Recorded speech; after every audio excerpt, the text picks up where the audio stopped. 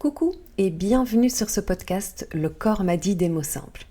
Ici, j'ai envie de vous partager tout ce qui m'a fait du bien dans mon parcours santé-maladie, que ce soit au niveau mental, émotionnel, physique, organique et même énergétique, et qui peut-être vous inspirera à poser des actions qui vous feront du bien dans le vôtre. Allez, c'est parti! Ce que je trouve frustrant avec les médecines, c'est quand elles atteignent un plafond de verre et que la guérison du corps ne se fait pas. Ou avec les années en maladie chronique ne se fait jamais vraiment. Alors maintenant que je vais mieux, j'ai pris le temps de réfléchir et je me suis demandé comment une médecine utilisant un pourcentage non négligeable d'outils et de connaissances, parce qu'il y a quand même de sacrés spécialistes dans le monde, comment elle pouvait autant déraper et créer un tel plafond de verre au point d'arriver à me regarder dans les yeux et que ce soit à l'âge de 14 ans, 20 ans, 23, 28, 33, 39, me dire qu'il n'y a pas de solution parce que mon problème est par exemple le stress. Depuis quand un symptôme est un problème insoluble? Ça déjà. Je rappelle, avant de poursuivre, comme plus ou moins dans chaque épisode, que tout ce que je partage dans ce podcast est mon angle de vue, basé sur mes expériences personnelles, basé sur divers symptômes et maladies chroniques que j'ai eues, et sur l'analyse des évolutions des personnes que j'ai accompagnées, mais aussi sur mes recherches et sur l'ensemble de ce que j'ai retenu, interprété et appris d'enseignements et formations diverses. Il n'y a donc aucune vérité scientifique ici. Ça n'en est même pas le but, parce que ce podcast, ici, il veut simplement exprimer ce que je vois de la vie. Tout ça est ce que j'appelle mon angle de vue. Donc pour en revenir à nos moutons, en prenant du recul, de la hauteur sur mon trajet de vie et du temps pour observer tout ça, j'en suis arrivée à la conclusion que pour moi, le plafond de verre des médecines s'atteint quand elles ne sont pas collaboratives entre elles. C'est de ne pas être collaborative entre médecine conventionnelle ou allopathique ou qu'importe comment on l'appelle. J'avoue, je l'appelle souvent la médecine d'urgence parce que dans mon esprit, elle s'applique quand ça ne va pas du tout et que ça devient vraiment, vraiment urgent. Bref, quand la médecine d'urgence coince et qu'elle ne collabore pas avec la médecine de la tradition, médecine traditionnelle chinoise, Ayurveda et toutes celles du monde que je ne connais même pas encore et qui utilisent des connaissances ancestrales. Et puis, quand cette médecine que j'appelle de la tradition n'est plus suffisante parce que la médecine d'hygiène de vie dont nous avons tous et toute la responsabilité et le devoir envers nous-mêmes n'a pas fonctionné parce que peut-être on a zappé trop d'éléments, trop souvent, au quotidien. Ce qui veut dire qu'on n'a pas eu assez d'informations pour prendre soin de notre corps comme il en avait besoin.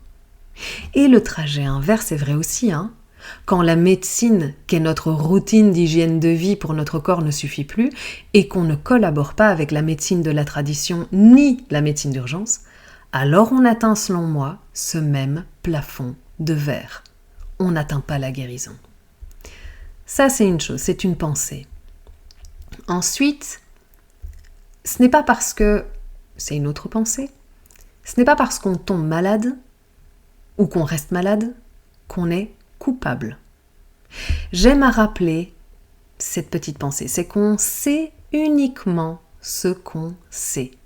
Et puis il y a ce qu'on sait qu'on ne sait pas encore. Et puis il y a tout ce qu'on ne sait pas qu'on ne sait pas.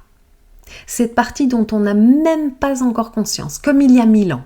Il n'avait pas certaines de nos informations aujourd'hui. Il n'en avait pas conscience. Il n'était donc pas coupable de leur espérance de vie. Ils n'avaient pas les infos. Ils ne l'ont pas fait exprès. Et je trouve ça tellement important. Laisser une place à ce qu'on sait, laisser une place à ce qu'on ne sait pas, et laisser une place vide pour tout ce dont on n'a même pas conscience qu'on ne sait pas. Ce qui veut dire que quand on fait les recherches pour trouver une solution, c'est important de garder un espace vide dans le pourcentage de recherche de cette solution.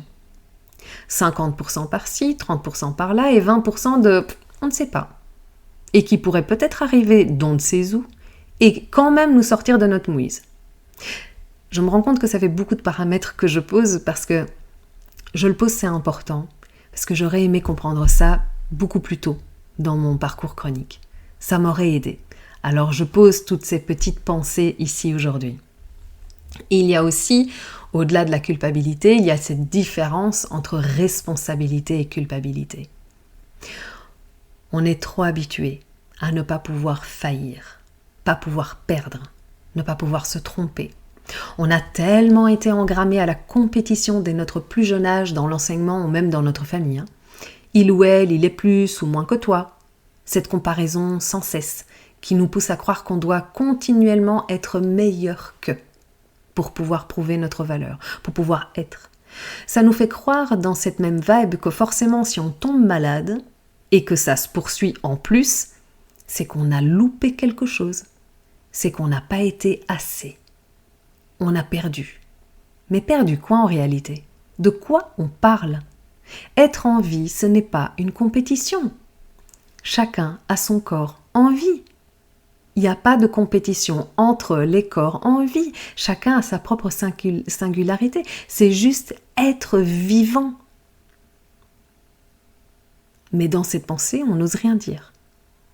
On n'ose plus parler de ce qui se passe, par peur d'être considéré comme un échec. On n'a pas été assez, on a loupé quelque chose. On n'était pas au courant. Comment ça se fait que tu ne savais pas que?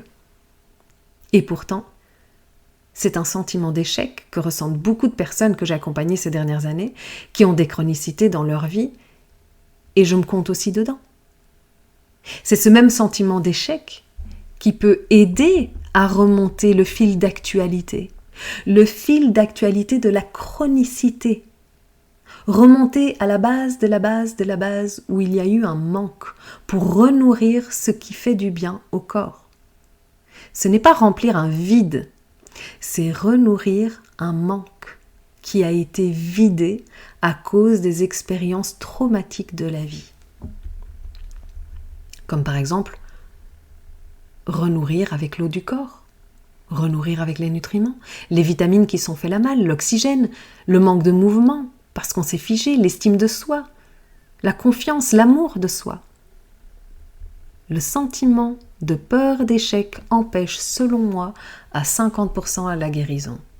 Ensuite, il y a les 20% qui sont ce qui découle de l'effet domino, comme par exemple ne pas se diriger vers les professionnels de santé qu'il nous faut réellement, parce qu'on n'est pas parti de la bonne information, parce que on s'est caché derrière la peur d'avouer qu'on a peut-être posé une action qui nous a détruits et on s'embourbe là-dedans, longtemps, parfois trop longtemps.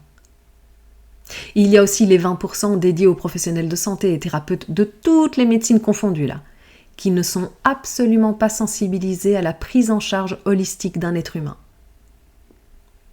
Et enfin, les 10% de vide laissés à tout ce dont on n'a même pas conscience et qu'on réalise, quand on va prendre conscience de tout ça, on va se dire qu'en fait ça nous a impacté et parfois terriblement. Pour moi, les médecines, elles ont tout à gagner dans la collaboration qu'elles entretiendraient les unes avec les autres, en gardant continuellement l'être humain au centre des discussions et non pas son seul symptôme pour lequel il serait venu consulter. Parce que de base, quand on a un stress généralisé avec des douleurs au cervical, on porte l'attention à la tête, au lieu de la porter peut-être aux pieds. Et ça, c'est uniquement possible quand on accompagne l'être humain de manière holistique, dans l'ensemble de ce qui le compose et dans l'ensemble de nos connaissances et dans l'ensemble des outils et techniques qui existent dans le monde. Pour ça, chaque professionnel devrait être autant un accompagnateur qu'un chercheur. Et entre nous, ça n'existe pas. Ça fait beaucoup trop de temps à dédier pour une seule personne patiente, au vu du nombre de personnes qui sont dans le besoin. Alors à la place, il y a un truc incroyable qui existe, c'est la communication. Et la communication amène l'échange d'informations, parfois pertinentes et constructives. Et c'est là que la collaboration entre les différentes médecines, vu qu'elles existent déjà, apporte parfois le petit déclic informatif dont la personne qui consulte aurait bien besoin. Je reviens à cette idée que j'ai, c'est que la médecine d'urgence qui soigne, la médecine de la tradition qui engramme de nouvelles habitudes, et la médecine de l'hygiène de vie qui les ancre grâce à la mise en action au quotidien et qui guérit le corps avec le temps. C'est ça pour moi la médecine en majuscule. C'est la reconnaissance et la prise en compte de chacune d'elles, en gardant toujours les bénéfices pour l'être humain en son centre, entouré de l'ensemble des informations du monde qui franchement aujourd'hui sont plus facilement à dispo, et pas seulement le symptôme. Ce qui veut dire que par exemple, un autre exemple, potentiellement une personne ayant vécu un traumatisme quel qu'il soit, et arrêter de boire de l'eau pour arrêter de ressentir des émotions, parce que ça provoque ça. Hein. On se déconnecte de soi. On boit tout ce qu'il faut, sauf ce dont le corps a besoin. Ça va provoquer petit à petit des désagréments. Forcément, vu qu'il en a besoin mais qu'on ne lui donne pas. Mais pas assez vite. Parce que comme on est constitué de 70% d'eau, le corps a des réserves pour d'abord souffrir bien intensément en interne, sans qu'on s'en aperçoive, parce que le corps il est extrêmement bien fait, avant que ça ne se voit en externe et souvent de manière explosive. On n'a rien senti jusque-là et puis un jour, paf! Alors petit à petit, l'inconfort, juste avant que ça explose, hein, au tout début, souvenons-nous, petit à petit, l'inconfort est venu piquer à droite, et puis un peu à gauche, et puis un peu en haut, et puis un peu en bas, puis il est venu chatouiller par-ci, par-là, sans jamais s'arrêter, jamais de cesse, H24. Ces petits inconforts donnant de plus en plus, de moins en moins de répit, et prenant le système nerveux et en faisant un nœud avec, ce qui engendre des tensions physiques, qui impactent les organes, mais aussi qui impactent l'émotionnel, parce qu'on ne comprend pas ce qui nous arrive, et puis ça impacte le mental, parce qu'on ne sait plus trop où donner de la tête dans tous ces inconforts, alors qu'on n'a pas fait grand-chose de mal, on a juste fait quelques excès avec modération. Franchement, il n'y avait pas de quoi fouetter un chat. Et que quand même, on gère pas mal avec tout ce qui nous tombe dessus dans notre vie. Notre job, l'actualité, notre couple, la famille, les morts, les naissances, les disputes, les passions, les joies, les surprises. Et puis, on se met à être de plus en plus irascible. On ne se contrôle pas vraiment.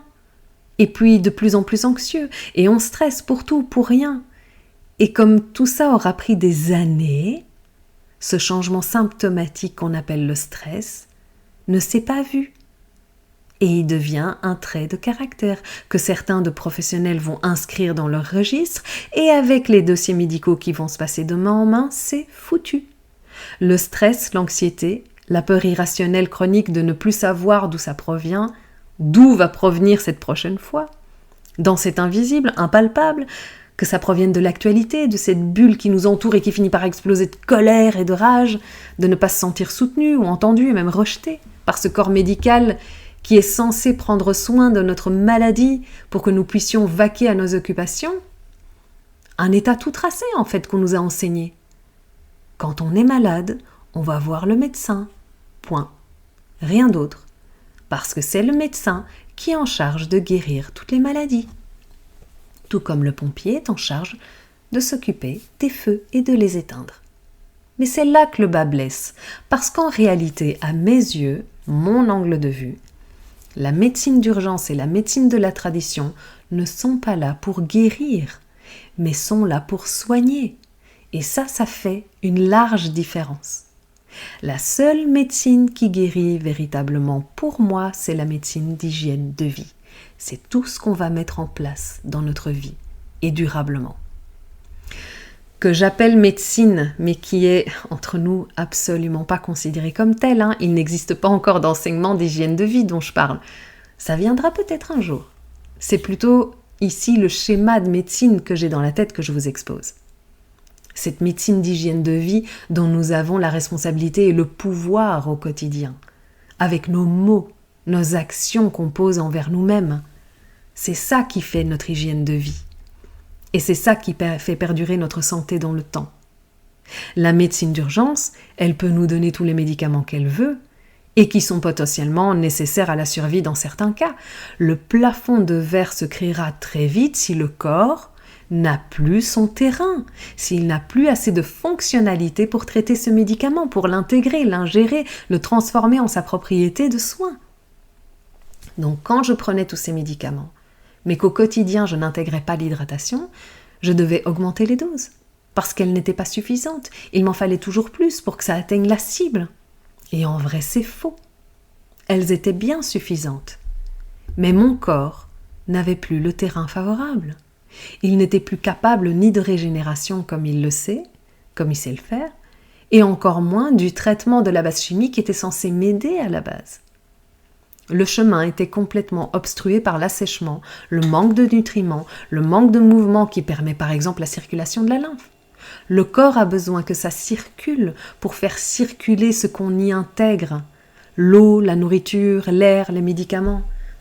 Selon moi d'ailleurs, les médicaments ne sont pas le problème dans cette société. Le problème provient, selon moi, de l'incapacité de la médecine en majuscule de cohabiter et collaborer pour donner le meilleur terrain physique au corps pour le cas où un traitement médicamenteux soit nécessaire.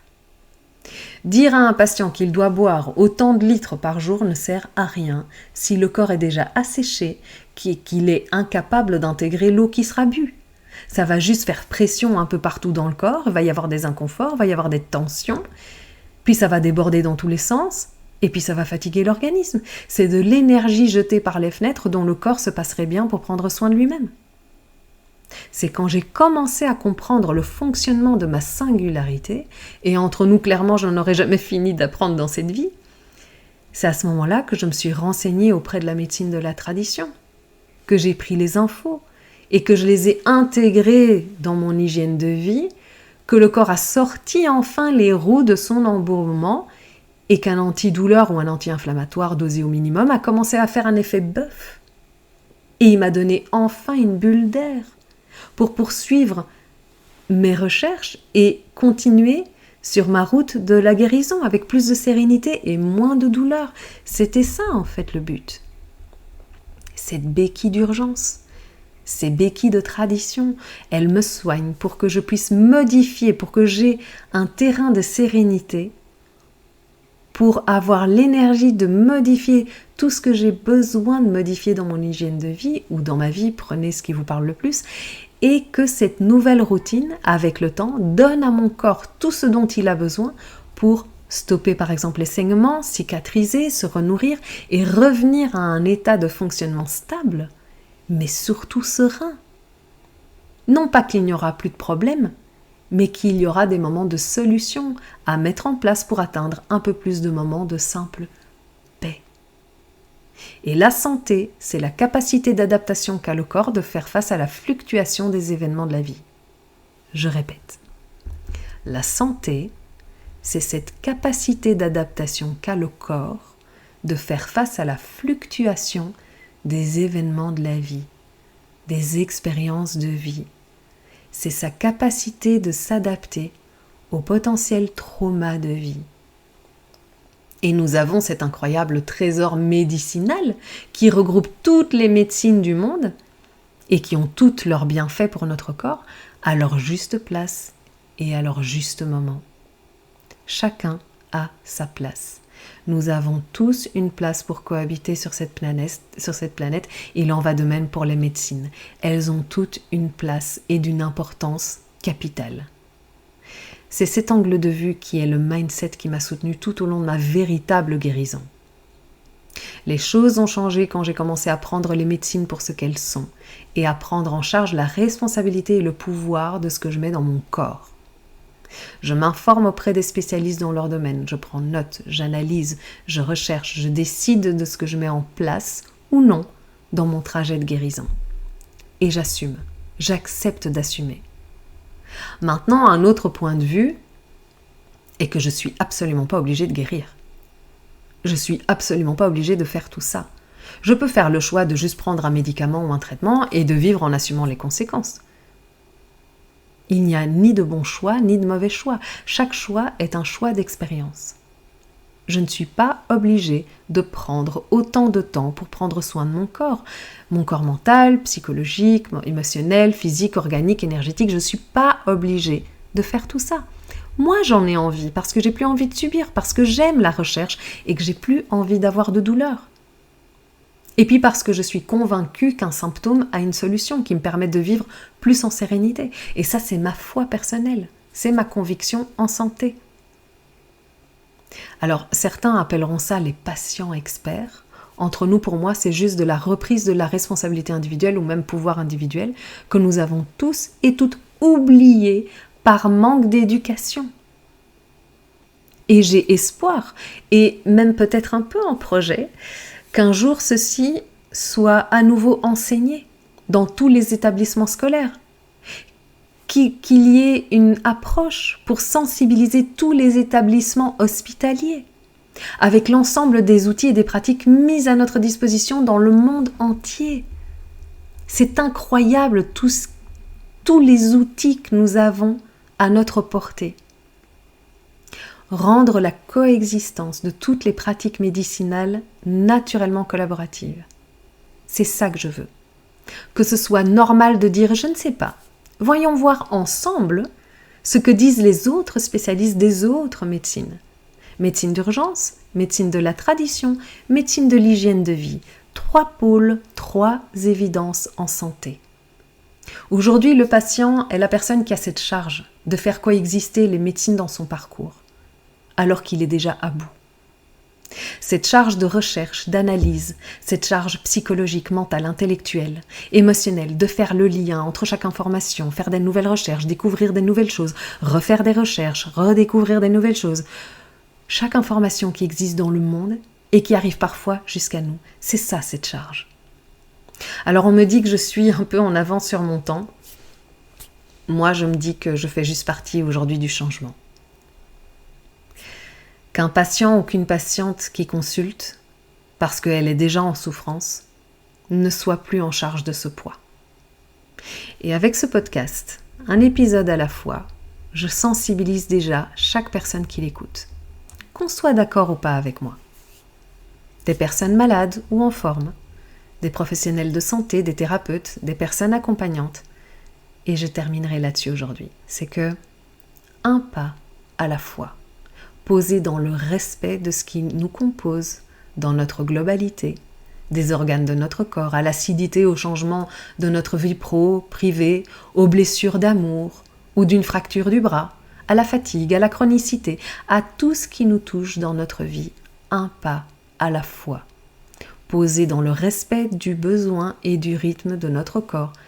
C'est l'essentiel, qu'importent les médecines.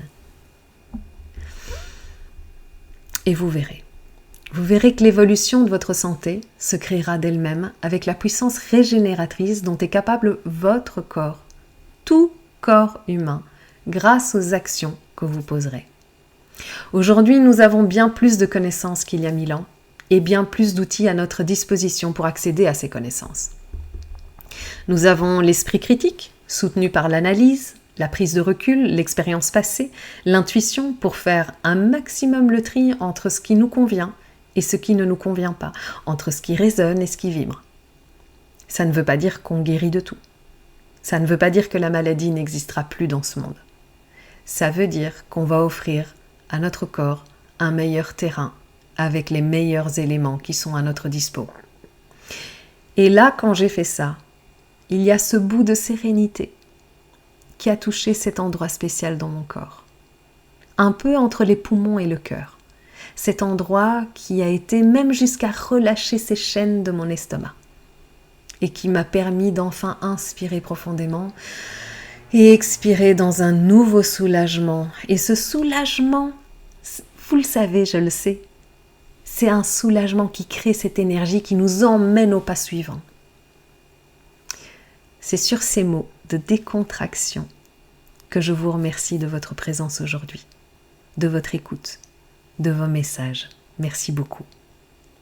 Prenez le temps de laisser cet épisode diffuser en vous toutes les informations reçues de mon angle de vue. Les médecines du monde sont à votre disposition. Entourez-vous, je vous invite vivement, entourez-vous de professionnels de santé qui sont dans cette optique. Et vous savez quoi ? Pour notre plus grand bonheur, il y en a de plus en plus. Alors merci pour tout. À tout bientôt.